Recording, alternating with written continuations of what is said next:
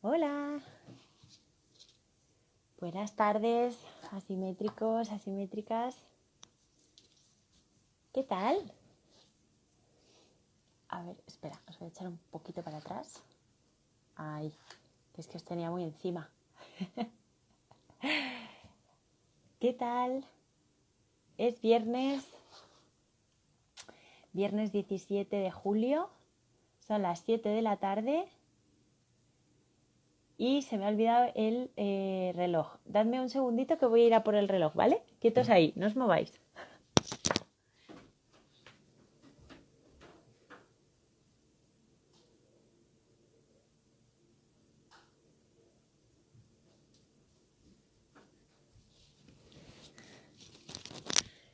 Ya está.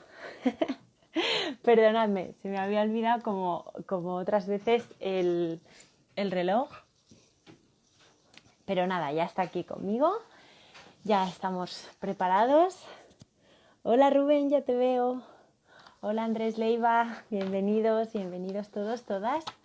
Rubén, dame unos minutillos y enseguida te doy paso, ¿vale? Dame un segundito que se vayan uniendo los asimétricos, las asimétricas, porque hoy venimos a tener un viernes de cine, ¿eh? Hoy vamos a leer La herencia del cine, escritos escogidos de Paulino Biota, con Rubén García López, que es el editor el responsable de la edición de este libro tan fantástico y del que estamos muy contentos de tener con nosotros. Antes de empezar, como siempre, espero que estéis todos y todas súper bien. Veo por ahí a Matt Creus, veo por ahí a Carly BR. Nada, os saludo desde aquí. Muchísimas gracias por venir a vernos y por estar con nosotros. Y además aprovecho también, por supuesto, para agradecer a Pablo López Martín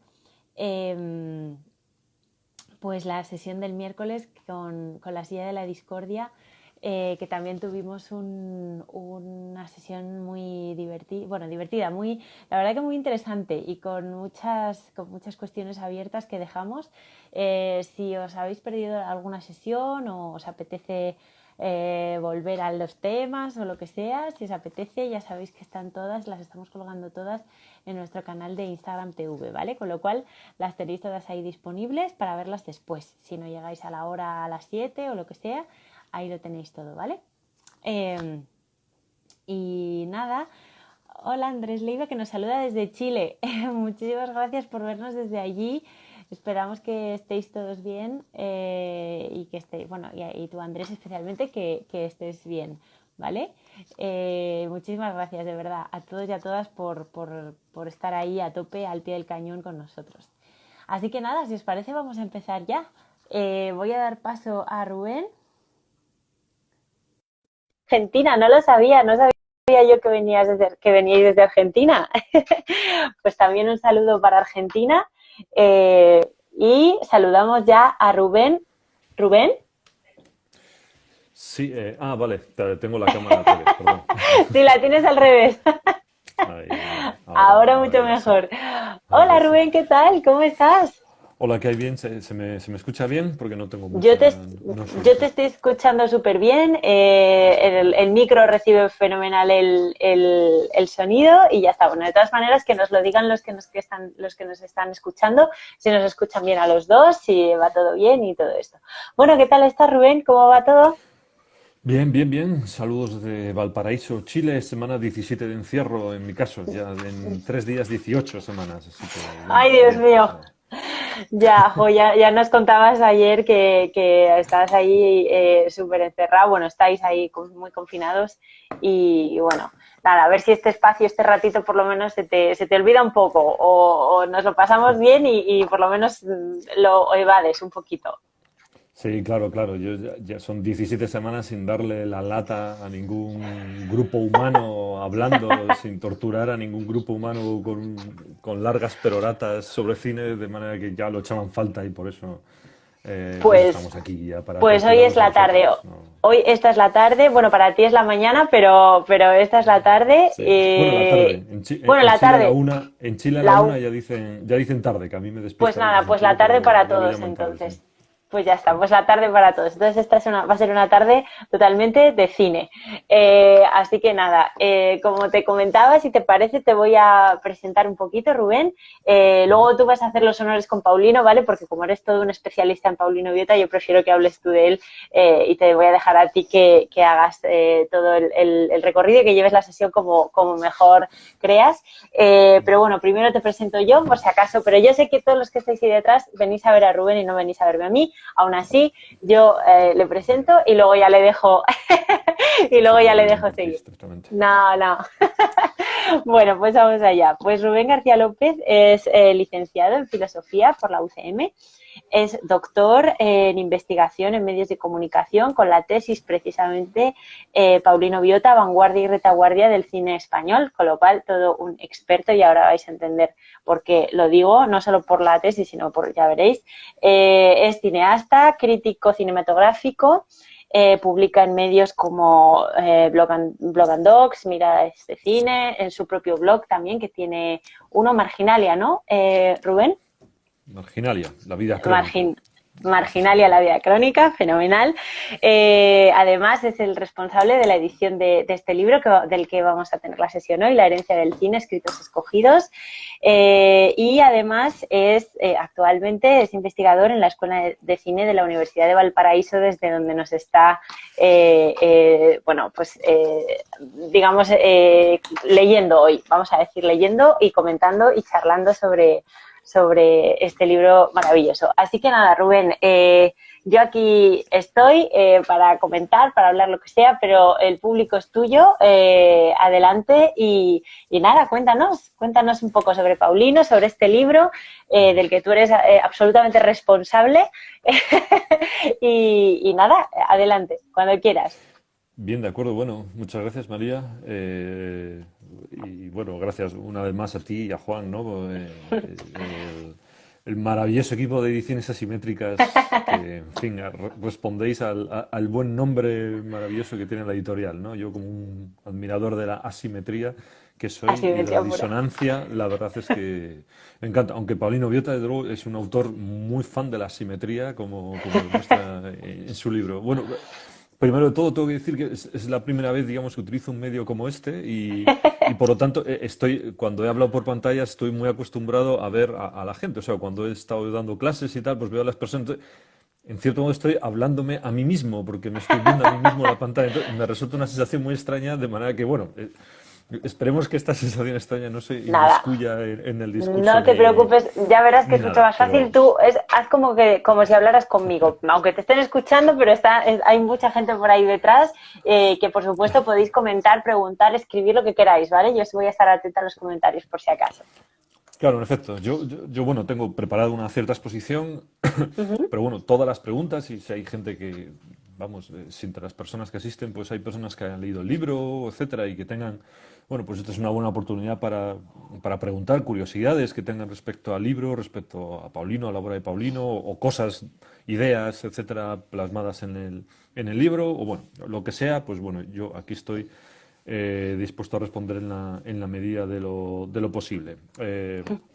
Bien, entonces, bueno, la herencia del cine, ¿de acuerdo? Aquí estamos, bueno, se ve más o menos al revés, claro, lógicamente. Ahí está. Pero bueno, aquí tenemos la herencia del cine de Paulino Viota, escritos escogidos. En mi caso es bueno, como te has dicho al comienzo, es el segundo libro que hago en relación a Paulino. El primero fue El orden del laberinto, que tenemos aquí. Es un libro que editó Shangri-La hace 5 años ya.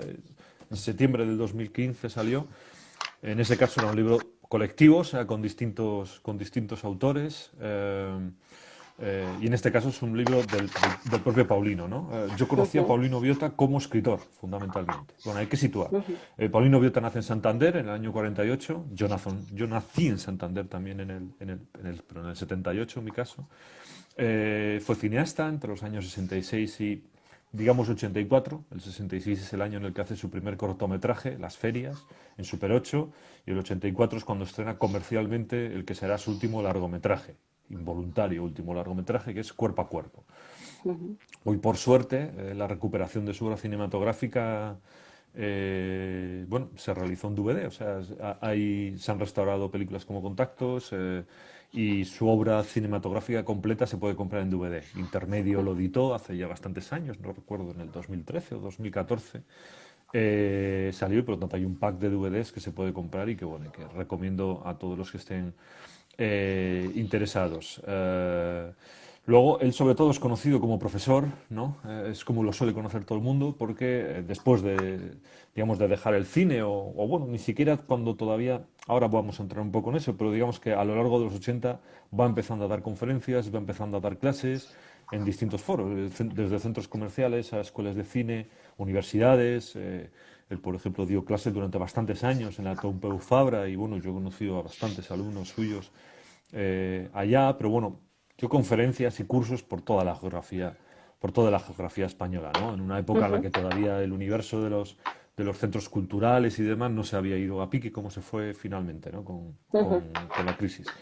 Eh, pero yo personalmente, pese a vivir en Santander, donde él daba cursos, nunca pude asistir a ningún curso porque me coincidía con otras cosas. Y yo como propiamente le conocí fue como escritor. Y un escritor que me gustó mucho. Este libro es el segundo suyo, ujú, es la primera antología, pero es su segundo libro. El primero es un libro sobre Godard, llamado Jean-Luc Cinema Godard, que salió en el 2003, creo recordar, o 2004, no estoy ahora ujú, seguro, y que publicó la Fundación Marcelino Botín en Santander. Es un libro excelente, a mí me llamó muchísimo la atención y por el nivel de su análisis formal. Tiene un análisis formal, por ejemplo, de A Bout de Souffle, el primer largometraje de Godard, que me dejó muy impresionado. Y era el tipo de análisis que a mí me interesaba en aquel momento y que me sigue interesando ahora. Y por lo tanto me gustó realmente muchísimo, ¿no? Entonces, por lo tanto, para mí, frente a lo normal, que suele ser conocerle como conferenciante y demás, para mí siempre ha estado muy marcado como un hombre que escribe sobre cine y que escribe sobre cine de una manera y con un estilo y demás que a mí con el que yo me identifico ujú, mucho, ¿no? Por lo tanto, para mí fue como natural el pensar mucho bueno, en ir juntando sus textos y cuando empecé a trabajar en la tesis, pues claro, uno de mis intereses ahí fue claro, al acceder a sus archivos, ¿no? Que él muy amablemente bueno, pues estuvo dispuesto bueno, a abrirme las puertas o sea, Paulino, digamos, es amigo, es conocido y amigo, pero bueno, también meterte en la casa de alguien y empezar a revolver entre todos los ujú, archivos y demás, pues bueno, siempre es un poco latoso y ahí, bueno, Paulino estuvo dispuesto, entonces pude con eso, por recopilar, pues empezar a sacar un montón de escritos que estaban escondidos, olvidados algunos, había más de los que creíamos que habían, por ujú, lo tanto fue una cosa muy interesante que enseguida me empezó a hacer pensar en la posibilidad de hacer un libro, pero de momento como sueño, ¿no? Como posibilidad. ujú, Y entonces más adelante, a raíz de otra persona bueno, que en cierto modo lo propuso y lo materializó como por primera vez, ahí ya nos pusimos manos a la obra y al final hemos llegado a este punto, ¿no? A esta antología, la herencia del cine. Bien, entonces, claro, para no extenderme mucho, porque, en fin, bueno, sobre la génesis del libro y demás, creo que mi prólogo en el libro habla un poco de ello y también la presentación que hicimos en Madrid, donde me extendí bastante al respecto, se puede ver en internet, ¿no? Está colgada en ujú, YouTube, de modo que creo que se pueda acudir ahí. Me gustaría, bueno, hablar. Yo he escrito también claro, he escrito sobre la escritura de Paulino en el libro del Orden ujú, del Laberinto, también en la tesis. ujú, Y bueno, ahora lo que había pensado era bueno, ir a algunas cuestiones, ¿no? que hay aquí, ujú, porque em, bien, a ver, ¿cómo podría tomarlo? Bien, como digo, en el 84, Paulino estrena Cuerpo a Cuerpo, que es una película que funciona ujú, bien. Y además es una película muy agradable, divertida, emocionante. Y será una película que la gente ve, ¿no? No va a ser un exitazo de taquilla, pero es una película que la gente va a ver, ¿no? ujú, Gente como Iñaki Miramón, por ejemplo, será una película capital para que un actor como Iñaki Miramón empiecen a ujú, llamarle mucho, ¿no? Ya era conocido Iñaki Miramón, pero Cuerpo a Cuerpo le ayudará mucho a desarrollar su carrera. Ana Gracia, por ejemplo, también es ahí ujú, cuando empieza a dispararse. De manera que es una película que se va a ver, pero aún así no le va a permitir a Paulino seguir adelante. Entonces, bueno, va a empezar a dar las clases. Las clases las da siempre con imágenes, es decir, ya, hay Ujú, ya existe el vídeo, él va a poder usar y por lo tanto va a poder poner las imágenes y va a poder analizar las películas delante. Y la escritura, que él ya ha hecho algún pinito escribiendo artículos, sobre todo en la revista Contracampo, eh, en el año 81 y 84, si mal no recuerdo, publica dos artículos en la revista Contracampo que son muy prestigiosos y que yo no incluí en este libro porque se pueden encontrar en un libro, en una antología de Contracampo que todavía es localizable y que se publicó en la editorial Cátedra.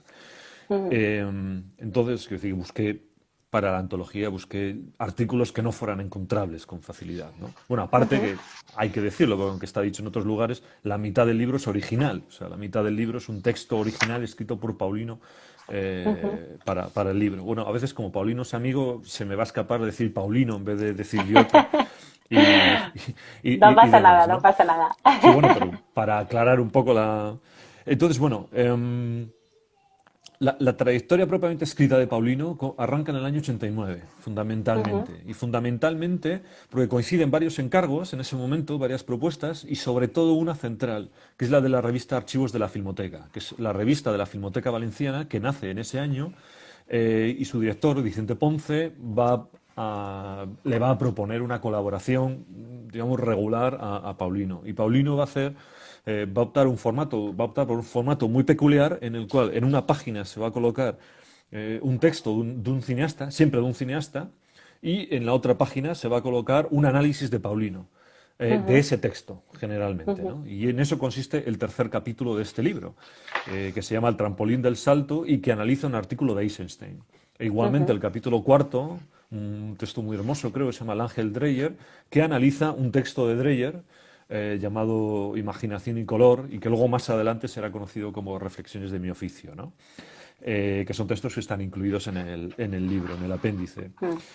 Y a raíz de aquí se va a iniciar un momento de mucha actividad escritural, digamos, por parte de Paulino, y que se va a extender hasta el año 92. Van a ser 3 4 años de intensa actividad escrita. Luego ya más adelante Paulino se va a centrar totalmente en los cursos y siempre va a escribir, pero claro, de una base ya siempre por encargo, nunca por Ujú. voluntad propia, ¿no? Alguien le encarga y demás, porque bueno, era una época en la que, sorprendentemente, se pagaba por los escritos. Era una costumbre excéntrica que había en la época. Una costumbre muy Eh, rara es esa, Sí, ¿eh? muy raro, tal, le pagaban por los textos, pero aunque le pagaban por los textos, claro, no era lo mismo, ¿no? Entonces, las clases se convierten en la base, digamos, económica de la vida Ujú, de la vida de Paulino Biota, ¿no? Entonces ujú, voy a leer un pequeño pasaje ujú, del segundo texto del libro, que se llama Intacta la ansia, la esperanza extinta.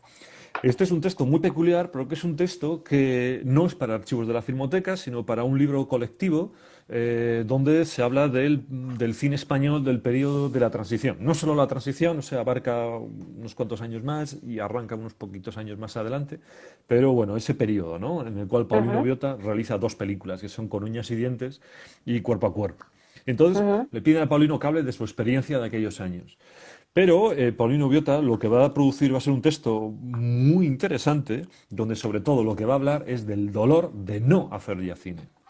ujú. Entonces voy a leer un pequeño párrafo, espero que me disculpen si me extiendo demasiado. Vamos a ello. La esperanza, bueno, aquí está recordando, ¿no? La experiencia pasada del cineasta, ¿no? Ujú, ujú, Desde el momento presente. La esperanza se mantiene difícilmente también al ver cómo se alejan nuestros filmes, como esos barcos en el horizonte que cuando los miras fijamente parece que no se mueven, pero que si te distraes lo que crees un instante con cualquier cosa, ya no los encuentras donde los dejaste y tienes que ir a buscarlos con los ojos mucho más lejos. Esta es una imagen claramente de santanderino, ¿de acuerdo? ujú. En la casa de Paulino se ve perfectamente la costa, ¿no? Yo siempre me leo este pasaje y siempre pienso en la vista que tiene Paulino de la bahía santanderina. Al aumentar esa lejanía, los periodos de fabricación de las películas van siendo una parte cada vez más pequeña de la experiencia personal. Por su mero transcurrir, el tiempo nos va haciendo cada vez menos cineastas. Para mí, las dos películas que he realizado en el lapso de tiempo que abarca este libro han acabado siendo como jalones o señales que, a la larga, tienen la única función de remarcar por la excepción de su misma presencia la regla de la vaciedad. Son como esas escasas rocas de los jardines de tierra arada que hay en los patios de algunos conventos japoneses. Rocas masivas y aisladas, condensaciones de materia cuya función parece ser hacer más patente el vacío en torno, la ausencia que llena el lugar. Bueno, para los que somos amantes del cine de Paulino, esta imagen es magnífica por muchas razones.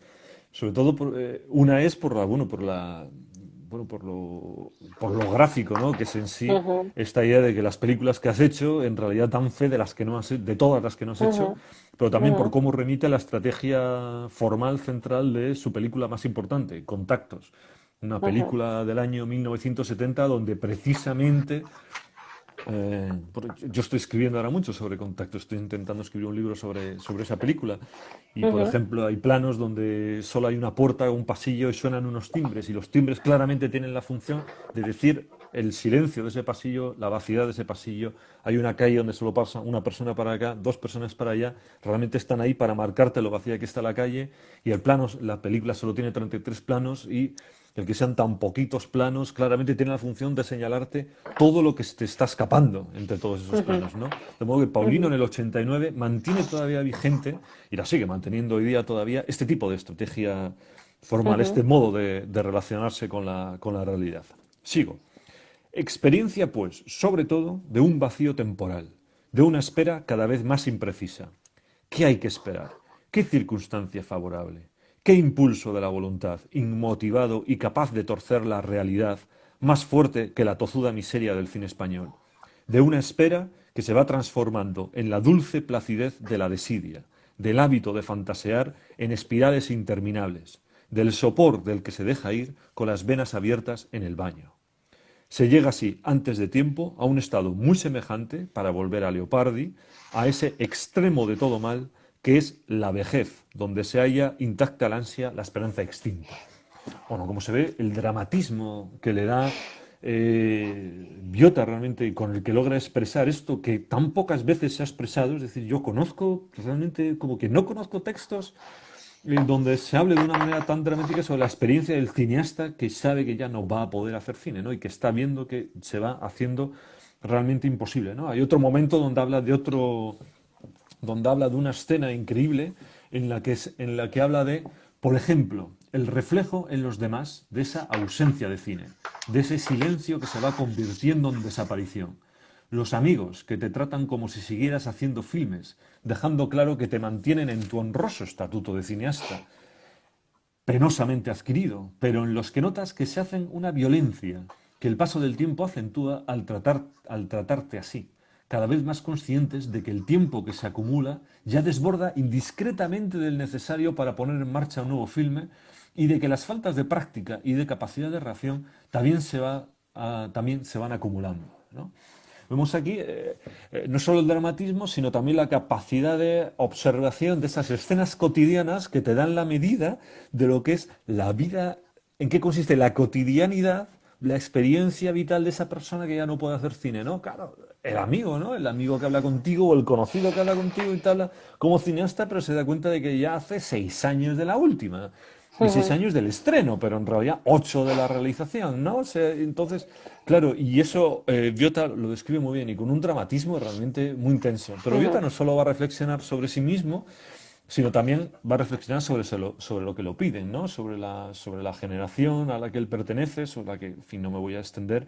Pero a raíz de esto también va a hablar con mucha ironía y con mucha gracia sobre la torpeza generacional, la torpeza de de la generación a la que pertenece y el penoso lugar en el que ha sido colocado, pues bueno, por el desarrollo mismo de esta historia, ¿no? Y aquí es donde Paulino genera el pasaje, es uno de mis pasajes favoritos de todo el libro, que es el siguiente. A ver que se me ha despistado. Ah, sí.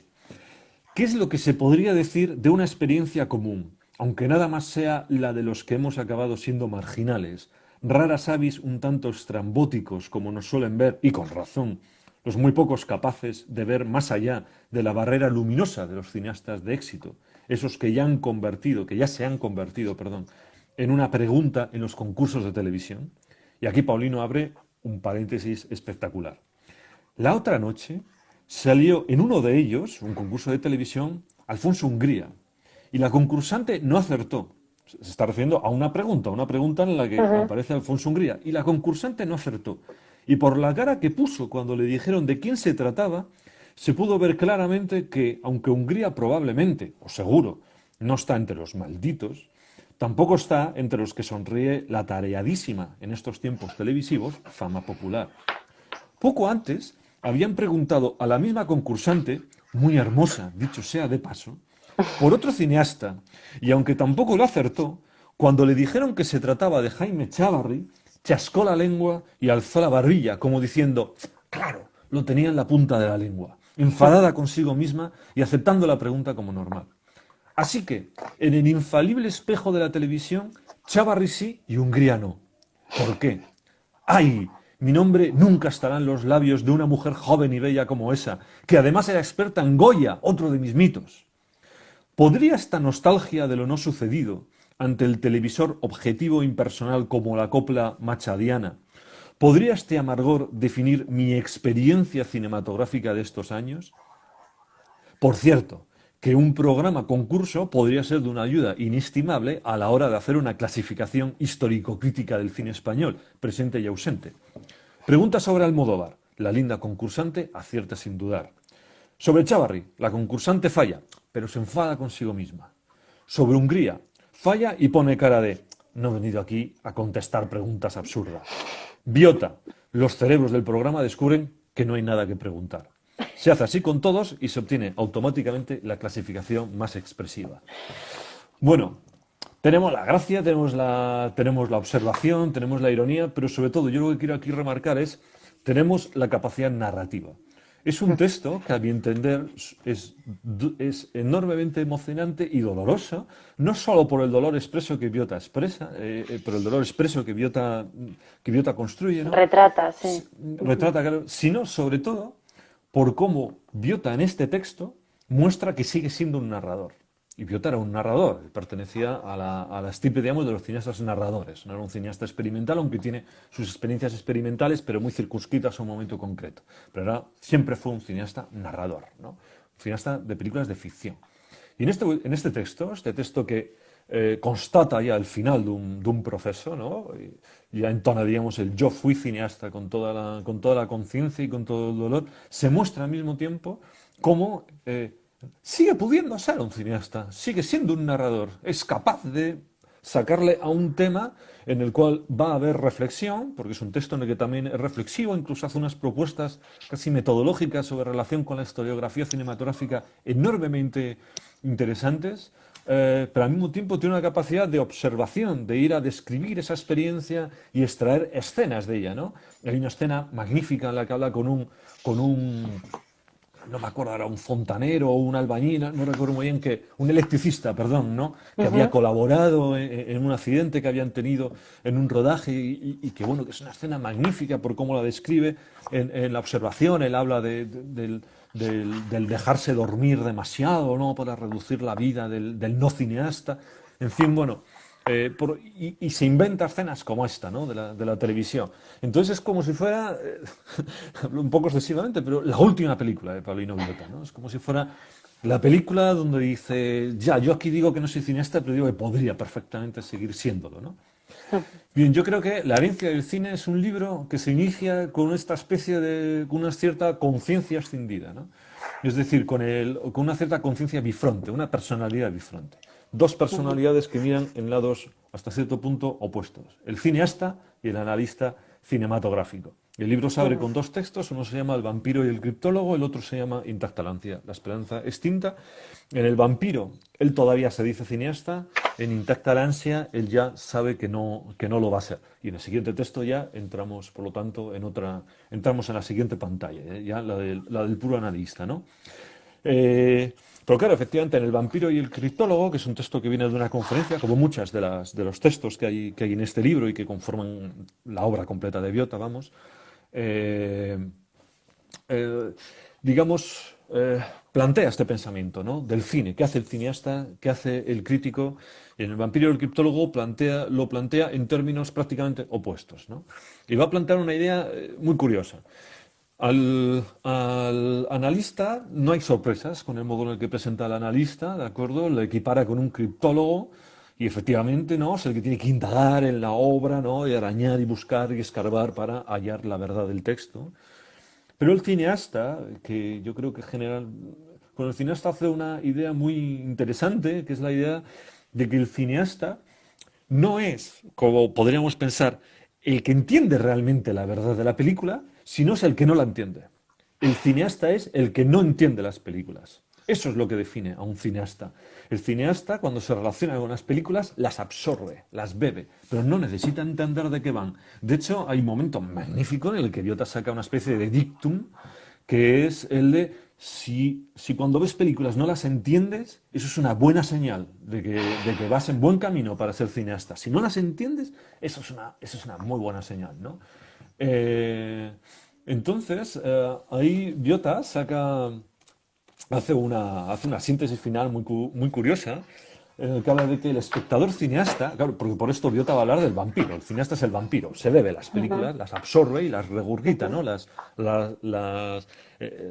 inserta en sí mismo, ¿no? Y con eso crea su propia personalidad, ¿no? Es por lo que a veces es un poco absurdo ponerse a hablar de este cineasta es muy bresoniano, este cineasta es muy tal, ya sí, pero fíjate, tiene estas diferencias y tal. Bueno, claro, sí, porque tiene personalidad, pero uno puede ver muy bien que esto de Kaurismäki le viene muy bien, de que le gusta Bresson. Claro, sí, no se parece a Bresson, pero uno puede entender que viene de ahí. Si no sé, Claro, si es, pero a la vez no es, ahí es donde ves que ese tipo tiene personalidad, claro. evidentemente. O sea, que es un tipo hecho y derecho, ¿no? En fin, yo te voy a decir, el espectador cineasta, y este es el párrafo final del vampiro y el criptólogo, es como el amante de una mujer de la que el espectador crítico sería el psicoanalista. Uno es el que disfruta viendo, palpando, olfateando. El otro disfruta escuchando, interpretando, dando sentido. Esto es lo central, dando sentido. El amante disfruta tanto con el sonido disfruta tanto con el sonido de la voz de su amada que ella se da cuenta de que él no entiende lo que ella le dice. El psicoanalista entiende incluso y sobre todo lo que ella no le dice. El amante disfruta del cuerpo del filme, de su materialidad inmediata y opaca, o transparente si lo preferís, pues en ambas palabras lo que importa aquí es la idea de algo que no se puede referir a otra cosa, a un sentido. El psicoanalista disfruta del filme hecho palabra, lenguaje, sentido. Quizás el psicoanalista conozca más profundamente a la mujer, pero me gusta más cómo la disfruta el amante. Ese es mi punto de vista en este asunto en el que, como cineasta, soy parte muy parcial. Como dice Susan Sontag al final de Contra la Interpretación, en lugar de una hermenéutica necesitamos una erótica del arte. Bien, por lo tanto, el cineasta es el más capaz de la erótica del arte. Pero claro, el cineasta es capaz de la erótica en el sentido de que no busca un sentido. El cineasta no va a ir a buscar el sentido de esa película, sino lo que hace es beberlo, disfrutarlo e integrarlo en su propia personalidad, en su propio estilo, ¿no? Pero claro, es muy curioso y a mí me resulta fascinante este texto de Paulino porque, claro, uno podría pensar entonces que Paulino va a desarrollarse por esa vía y sin embargo no va a ser esa la vía no va a ser esa la vía en absoluto. Pero claro, si lo viéramos de este punto, un cineasta, y yo creo que Paulino ve muy bien realmente esto, o sea, creo que está bastante acertado en su punto de vista.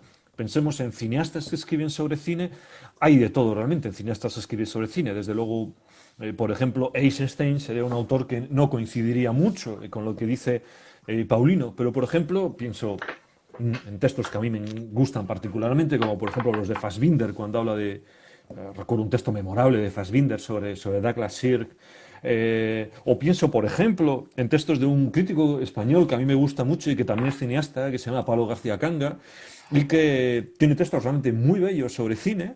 Él mismo es un cineasta magnífico, pero que para mí ejemplifica muy bien lo que se le suele pasar cuando a los cineastas hablan a veces sobre cine, intentan hablar sobre películas de otros, ¿no? Y es que, por ejemplo, Pablo tiene un texto en el libro que yo coordiné sobre un cortometraje de Paulino llamado Jaula de Todos, ¿no? Y entonces, Pablo describe muy bien la película, la hace ver muy bien, la presenta, la entiende, observa muchas cosas, pero al mismo tiempo se hace preguntas sobre elementos de eso, de esa película, y empieza a desarrollarlas por otro lado. Empieza como a pensar otra película posible.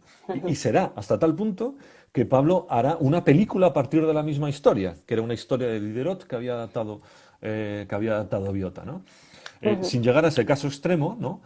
Tiene, por ejemplo, otro texto que a mí me gustó mucho sobre Adolfo Arrieta, en el que habla de vacancia permanente y de Grenouille, creo que era de ella, y hace algo muy, muy bello, que es mostrar la película, realmente te muestra muy bien sus estrategias formales, narrativas, las presenta muy bien, pero al mismo tiempo hace un trabajo casi como de recreación de la película. Y eso coincide mucho con lo que hace, por ejemplo, Fassbinder cuando habla de Douglas Sirk, en el que dices, ¿te está hablando de otra película? No, no te está hablando de otra película. Y sin embargo, está hablando de su película.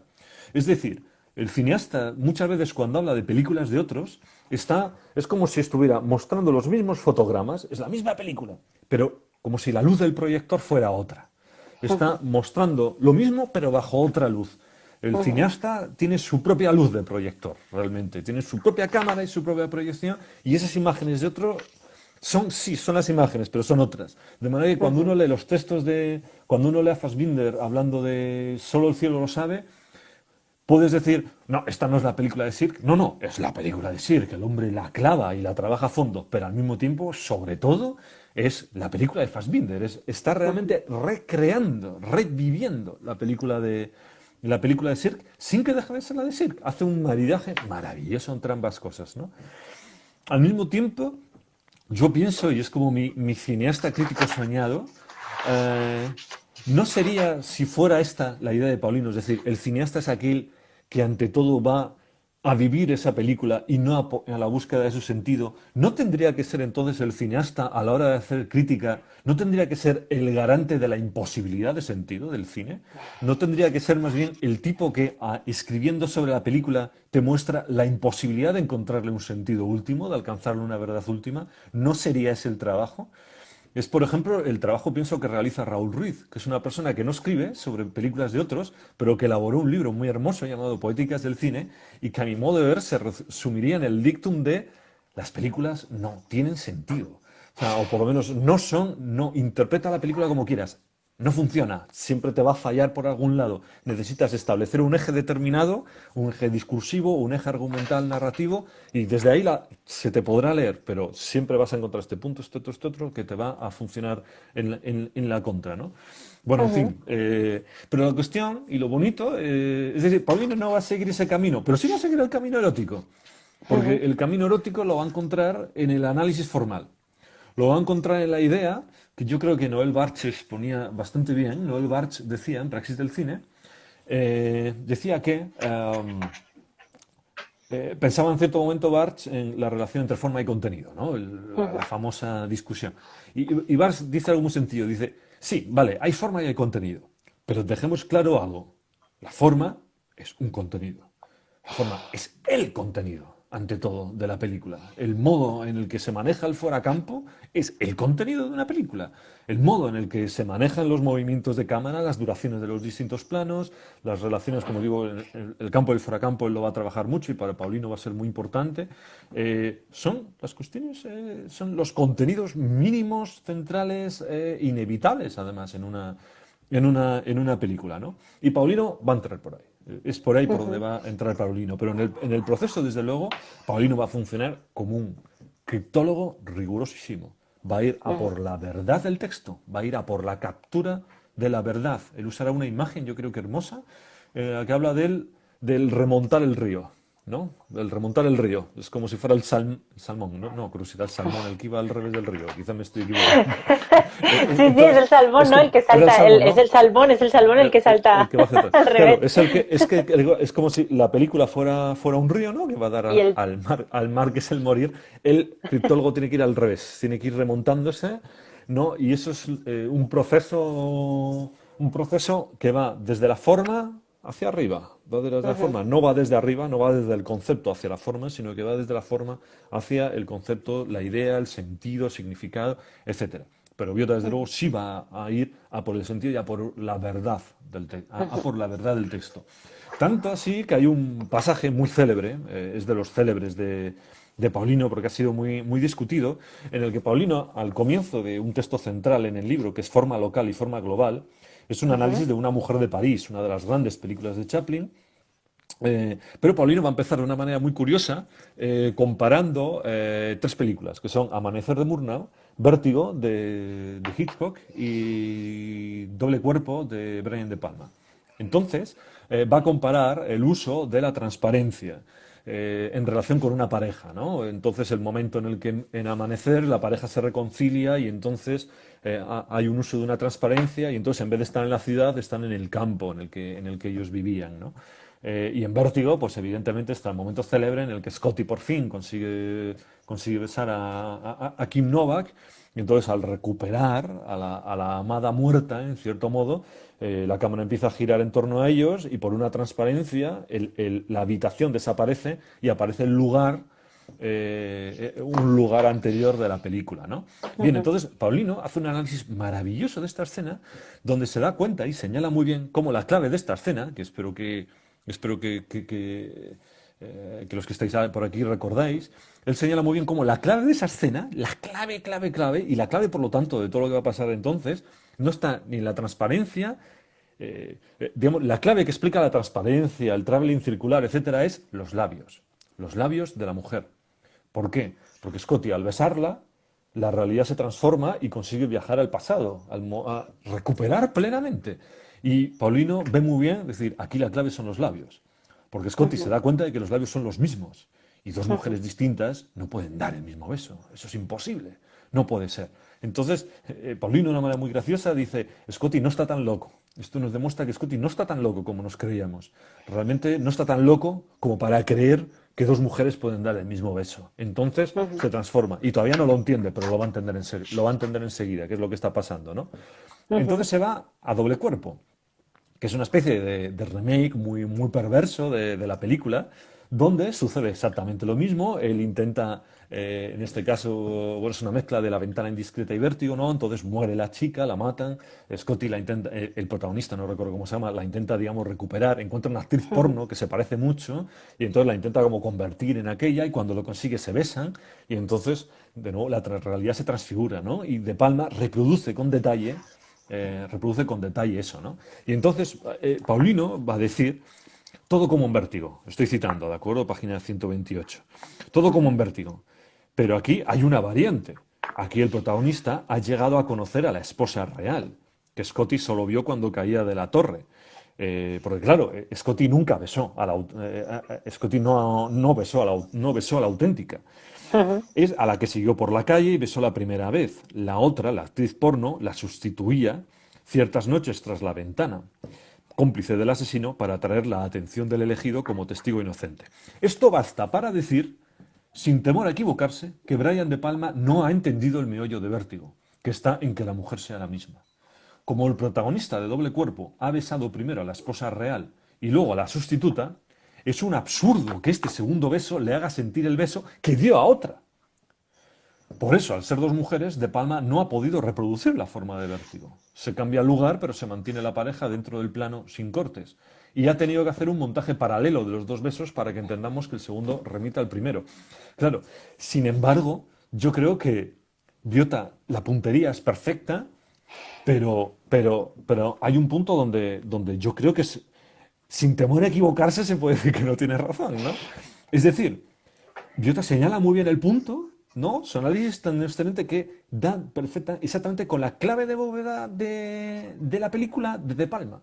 ¿Por qué? Porque la clave es efectivamente que el beso es distinto, que los labios son distintos y que aún así le permite recrear, porque ahí es donde encontramos la clave del juego de Palma. Y ese Palma ha hecho, sí, ha tomado todo aquello, pero está haciendo, es decir, a mi juicio, Buddy Double es claramente una versión guarra de Vértigo.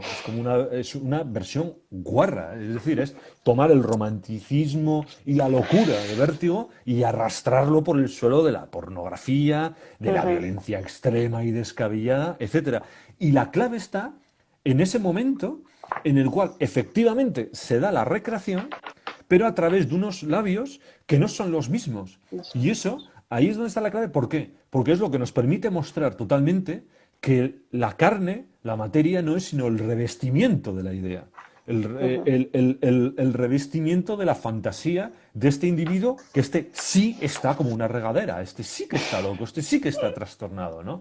Y es exactamente, entonces, pero claro, la cuestión es, Yenda, porque en todo caso, es decir, me parece factible verlo como lo ve Paulino sin duda, ¿no? Solo que me parece que precisamente la clave del juego de Palma se encuentra precisamente en esa diferencia, ¿no? Pero qué es lo que nos muestra?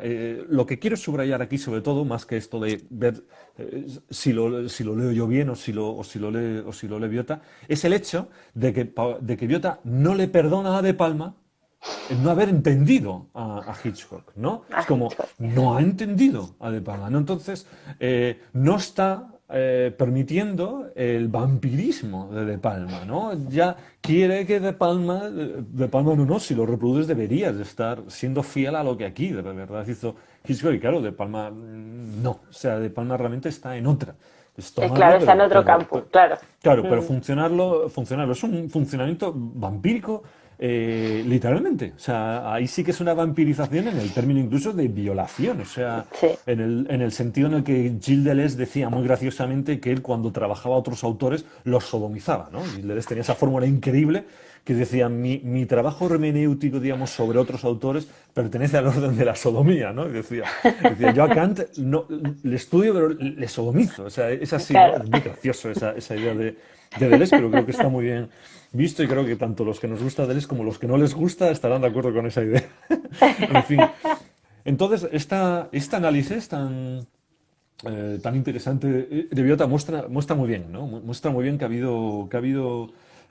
Biota se ha convertido en un criptólogo puro y duro, ¿no? Y esto yo no lo digo como demérito. Si lo dijera como demérito, yo no habría hecho este libro, evidentemente, ¿no? Es decir, Biota se va a convertir en un analista, pero claro, es como si el analista pierde entonces el erotismo. No lo pierde, no lo pierde en absoluto. Lo que pasa es que el trabajo es otro. ¿Cuál es el trabajo? El trabajo es, yo diría, por hacer referencia a una película que a Paulino bueno, y a mí nos gusta mucho, que es El hombre tranquilo, aquí podríamos hablar de el erotómano tranquilo, ¿no? Podríamos decir, que es, eh, primero, hay un compromiso con la verdad. Hay un compromiso con la verdad de la película, ¿no? Esta película tiene un sentido y yo tengo que encontrarlo. Yo voy a ir remontando hasta encontrar ese sentido, el sentido de las operaciones que hay aquí. Pero, insisto, aquí la clave es ese funcionamiento de abajo a arriba. Es Ujú. decir, pienso que en este punto Biota se sitúa un poco en la óptica de un autor que me consta que él no ha, digamos, con el que él no se ha relacionado mucho, pero creo que está en cierta línea con David Borwell. David Ujú. Borwell distinguía en un libro para mí fundamental, que es El significado del filme, Making Meaning en inglés, distinguía entre comprensión e interpretación. La comprensión es el análisis de los significados referenciales y explícitos, y la interpretación son los implícitos y los sintomáticos. Bueno, entonces, claro, la interpretación, ¿qué es lo que hace, no? Según este planteamiento, es partir desde arriba, es tener una visión, es tener una interpretación, un concepto, es partir de un Ujú. concepto y entonces vas hacia la película, ¿no? Y puedes ser muy detallado en eso, pero vas a ir buscando aquellos elementos que van a permitir demostrar tu lectura, ¿no? Sin embargo, el trabajo de la comprensión, ¿de acuerdo? Aquí habría muchos matices que incluir. Yo no estoy del todo de acuerdo con este Ujú. planteamiento de Borwell, ¿no? Pero lo que me interesa sobre todo es la idea de partir desde la forma, hacer Ujú. el trabajo de partir de la forma, de manera que Biota siempre va a ir al punto, va a ir abajo, va a ir a las articulaciones formales de la película, ¿no? Va a ir a Ujú. estudiar cómo está conformada formalmente la película, para ir desde allá ir subiendo, ir subiendo, ir subiendo, ir subiendo, ir subiendo niveles hasta encontrar ya esta película nos dice esto o nos muestra esta serie de cosas o se siguen de aquí determinada serie de historias, pero solamente será válido decir eso si ha sido desde abajo. O sea, si te has Ujú. enfangado en las imágenes y en las articulaciones formales de la película. Por ello, Ujú. hay que hacer un análisis secuencia a secuencia y hay que hacer un análisis plano a plano de la película. Y si Ujú. no, no has entendido la película. Y no puedes decir con autoridad, ¿de qué va esta película? O sea, no puedes decir de qué va El hombre tranquilo o de qué va The Searchers si no te has molestado en hacer ese trabajo. Porque si no lo has hecho, lo que estás haciendo en realidad es amoldar la película a eso que tú has dicho. Y puede ser que tengas razón, pero más fácil será que no la tengas. Y en todo caso, no conoces la película bien, porque precisamente lo que hace un director generalmente en su trabajo diario es tener que solucionar un montón de problemas sobre cuánta gente pongo en el plano, si muevo a este de aquí a allá, etcétera, qué fotografía pongo. Bueno, la famosa idea de Truffaut en La noche americana de decir un cineasta sabe que está respondiendo todo el rato preguntas, ¿no? Porque efectivamente hay que responder preguntas sobre todo y tienes que pensar si el traje es azul o es así o si tiene un pliegue aquí o allá. Solamente con la ropa ya tienes mil problemas. Yo casi no he hecho Mil cine de problemas. ficción por no tener que resolver problemas de ropa, que es algo de lo que no entiendo nada. Entonces, bueno, es como algo muy... Entonces, esta va a ser este proceso de abajo arriba, es donde se encuentra esta erótica del arte, ¿no? Esta erótica del arte. Y que yo creo que funciona a pleno rendimiento en el último texto, que es el texto original de Paulino para el libro y que en la recepción del libro he visto con mucha alegría que ha sido muy bien recibido y que la gente que ha asistido a los cursos de Paulino, sobre todo, se han sentido particularmente maravillados con él, cosa que me alegra mucho porque es un texto muy particular, muy original en su modo, en su planteamiento, y donde describe enteritas dos películas de John Ford, ¿no? Centauros del Desierto eh, y Río Grande. Respecto a esto, y esta referencia a Borwell, querría decir que parte también de esto va a suponer una diferenciación respecto a la generación de Paulino. Paulino suele ser incluido cuando leemos sobre él dentro de lo que se suele llamar el nuevo frente crítico. No es raro encontrar referencias a él como perteneciente al nuevo frente crítico. Para quien no esté al tanto, el nuevo frente crítico es como se denomina a la generación de críticos que aparecen a finales de los 60 y comienzos de los 70, y algunos un poco más adelante, que están vinculados sobre todo a la semiótica, el marxismo, el psicoanálisis, etcétera, etcétera, ¿no? Es decir, eran gente que se vinculaba, que están situados en casi todos los casos a la izquierda del Partido Comunista, muchos de ellos fueron militantes, y desde luego tenían un nivel teórico espectacular, o sea, eran hijos del periodo de los años de la teoría, de revistas francesas como Cahiers du Cinéma o Cinétique, que eran como lecturas centrales, ¿no? en este periodo. Paulino era muy amigo de todos ellos. Estamos hablando de gente como Julio Pérez Perucha, Francisco Ginás, los hermanos Carlos y David Pérez Merinero, Javier Macua, gente que formó el colectivo Marta Hernández, ¿no? Que actualmente, por cierto, lo tengo aquí y no me quedo sin hacerle publicidad porque me parece que hay que hacérsela. A este libro, Claro entiendo que que no sí. es de la editorial, pero hay que hacerlo porque es Pero que no es una pasa editorial nada, o también. sea, pero que no es Crisis, claro, sí, incompatible, bueno. no es Claro, incompatible.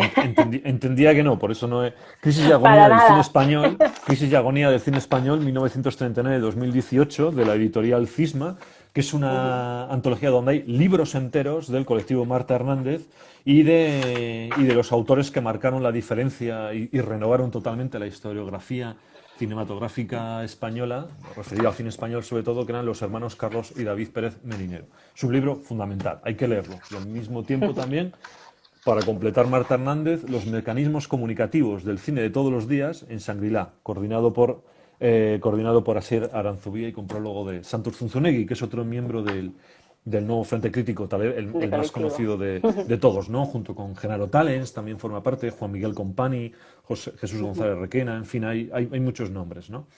Eh, Bien, entonces, Paulino es amigo de muchos de ellos, sobre todo lo va a ser de Francisco Ginás, de Jesús González Requena y de varios más, ¿no?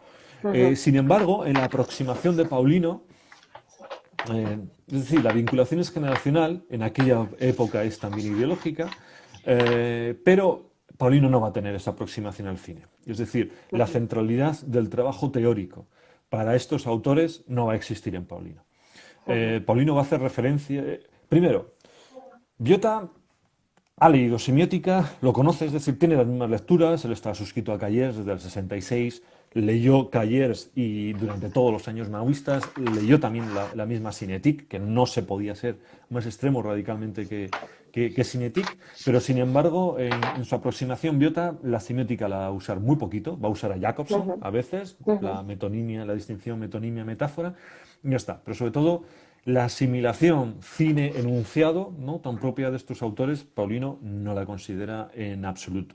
Ese es un punto en el que, por ejemplo, se aproxima a Borwell, ¿no?, que tiene largas páginas sobre negando, digamos, la supuesta cientificidad del trabajo lingüístico sobre el cine, ¿no?, diciendo que en realidad no hay nada que permita demostrar esa asociación cine-enunciado, ¿no? Biota, desde luego, no va a estar ahí y, desde luego, no va a utilizar nada del aparato metodológico de estos autores. Como digo, sí va a utilizar a Jacobson en algunos momentos y demás. Básicamente, el grueso de sus referencias van a ser autores cinematográficos, van a ser cineastas, centralmente Eisenstein, que era un autor muy central, desde luego, para los cahiers políticos, y va a utilizar mucho a Godard, es su cineasta central. Godard y John Ford son sus cineastas principales. En el libro hay un texto muy bello, entiendo yo, y de los más teóricos de todos, que es el cine, arte sin imágenes. Un texto muy breve. Y por lo tanto, quiero ir con esto sobre todo a que la teoría no va a ocupar un lugar central en Paulino. Paulino no va a ser un teórico y tampoco va a ser un historiador, aunque haya afirmaciones de índole teórica y en ocasiones disertaciones teóricas, hay algunas dentro del libro, pero van a ser las menos. Y sobre historia no va a dedicarse a hablar mucho. Más bien, en términos históricos, echa mano de las historias del cine más o menos ya canónicas y bueno, voy a hacer algunas afirmaciones, pero no sé el campo en el que se maneja. Por ello, a mí me gusta hablar de Biota siempre como un analista cinematográfico. Biota es alguien cuya preocupación son las películas. Rubén, perdóname, sí, claro, me voy perdóname. Entonces me imagino que No, es que ya estamos casi en el tiempo. O sea, me parece fascinante, De hecho, he tomado más apuntes, yo creo que, no sé, o sea, es tremendo. De verdad, me ha parecido una sesión fantástica, no puedo decir otra cosa. De hecho, se quedan un montón de cosas probablemente por hablar y por decir. Igual tengo suerte y te puedo liar para una segunda sesión sobre el libro, porque da para mucho. Paulino es un personaje fascinante. Nosotros tuvimos la oportunidad de conocerle en la presentación precisamente y pues veis que os decía que Rubén era un experto absoluto en la figura de Paulino Biota y en el cine, ya lo veis, o sea, no tengo nada más que añadir. Solamente puedo decirte, Rubén, muchísimas gracias, de verdad, o sea, es refrescante escuchar y aprender de cine contigo, escucharte a ti, aprender con Paulino también, con sus textos y con todo lo que nos habéis aportado también en Asimétricas, que nosotros absolutamente hemos confiado a ciegas en vosotros porque nos ha parecido realmente un proyecto fascinante y del cual, bueno, estamos de verdad súper contentos y muy orgullosos de teneros, tanto a Paulino como autor y a ti como responsable de la edición. Y ojalá, ya te digo, ojalá tengas suerte y te pueda liar otra vez para venir, porque la verdad que yo sé que se quedan muchas cosas pendientes, pero te agradezco muchísimo esta sesión. Ha sido fantástica, de verdad. Rubén, muchísimas gracias. Muchísimas gracias. Además, la primera que me llaman refrescante, es la primera vez. Me ha hecho no, falta en serio. Llegar a los 41 años, pero está bien. No, lo digo en serio, o sea, es fascinante escuchar hablar de otros temas que luego al final te traen muchísimas reminiscencias. Ahora no tenemos tiempo de traer, había comentarios de hecho ahí que hacían referencia a Pep Glass incluso, bueno, en fin. Claro, o sea, se queda ahí un montón de cosas. Voy a intentar liarte para una nueva, Rubén, porque ha sido genial. Así que de verdad, si os apetece tener el libro, si os apetece saber más de este libro, edicionesasimétricas.com, ahí está el libro disponible. También en todas las librerías, ya sabéis, como os digo todos los días, por favor, si podéis echarles un cable, ir a las librerías y comprar, porque, bueno, todos somos parte de la misma cadena, con lo cual, bueno, nos va a venir muy bien a todos el apoyo que nos deis. Rubén, te mando un abrazo enorme, se me acaba el tiempo ya me está protestando Instagram, te mando un beso enorme, vale. Gracias a todos y a todos los que estáis ahí y nos vemos la semana que viene a seguir aquí, ¿vale? Venga, gracias a todos. Gracias, Rubén, un abrazo fuerte, chao. Chao.